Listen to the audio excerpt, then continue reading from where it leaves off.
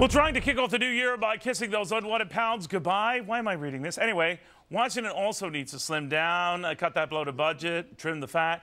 Today's USA Today listing its 25 best weight loss tips. Who are you? We thought we'd apply some of those to D.C. That's why we are asking a dietitian instead of simply a political pundit to help out. Rebecca Scritchfield joins us right now. Rebecca, good to have you. Well, thank you. Happy New Year. It's my favorite time of year where everyone's trying to pony up on those New Year's resolutions. Right. We're all trying to look like you. In my case, to little avail. So, Rebecca, let's sort of compare the two here, because I was surprised how similar the efforts are.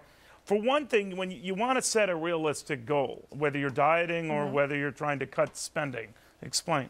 Right. Well, you know, we don't ask ourselves to gain a bunch of weight rapidly, so we shouldn't expect to lose weight rapidly either. We need to be smart and realistic about the goals that we set and give ourselves the time that we need. And you could relate that to the government in that they need to be realistic with their spending and what they're going to cut, and make sure that it's based on you know, evidence. What the economists can figure that out, but make sure it's based on evidence and not wishy-washy. In other words, that you're keeping track of it all, you're following it, and that you're also paying attention along the way to even portions. What do you mean by that?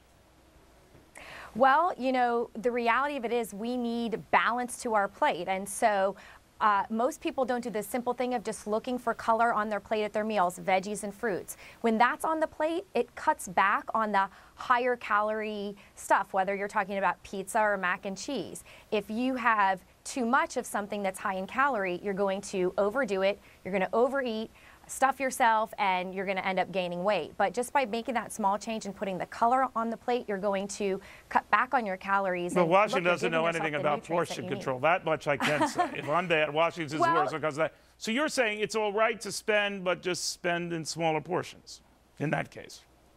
Well, I think that we need to look at the spending that's going to give us the greatest benefit, right? Okay. So we need to really look at the long term. You know, look, a lot of times we're just trying to get through our day-to-day decisions, but we need to look for those long-term results. So, for example, I'm very happy with the legislation that came out to bring salad bars in schools, for example. I think we need to do more. That was money well spent. Then let me ask you about when I saw this thing where you clean out your pantry and refrigerator. How would that relate to Washington? I mean, there are certain old, sort of reliable chestnuts and spending and issues that they take on, both parties. You're saying clean that old way of doing things out, right? Right. So, from a nutrition standpoint, look, if you've got donuts in the cupboard, you're going to eat the donuts. They're right there, even though you know that something like oatmeal is going to be a little bit better for you. What if it's an oatmeal donut? Can you have an oatmeal donut? No. Oh, well, then it must be okay, right? Good. Wink.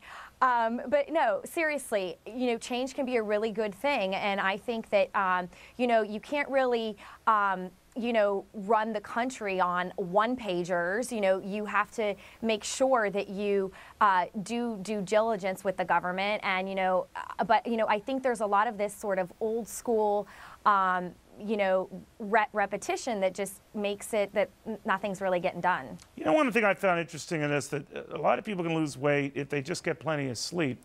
And I was relating that to Washington if they just got out of the Capitol now and then, and they just rested up and stepped back from what they were doing. There might be some wisdom in that, you know?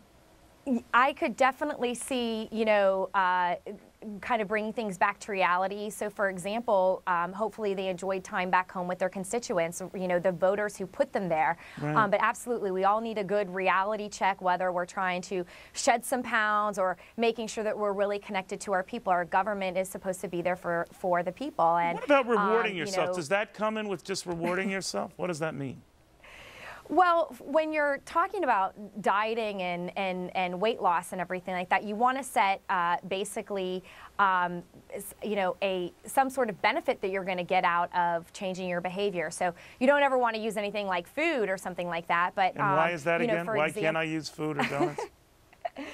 Oh, well, because if you say, oh, if I do all these, you know, deprivation, you know, if I just cut out all the sugar and sweets, then I'll reward myself by eating a giant banana split. Right. You know, it just doesn't quite work that way. You speak the truth, Rebecca, and the correlation with Washington is remarkable. Good job. Thank you very much, Rebecca Scritchfield. Have a great new year. Maybe, I hope you gain some weight this year, but you never do.